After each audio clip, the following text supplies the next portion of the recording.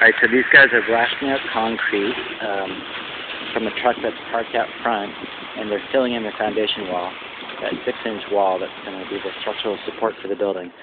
And the concrete is being blasted out there, filling up this cavity. You can see it in here.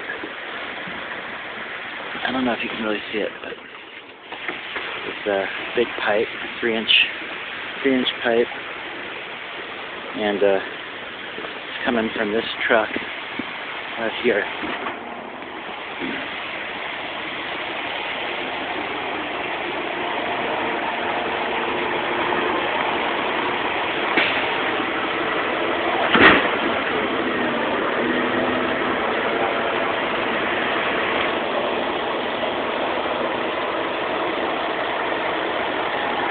So that's cement being poured.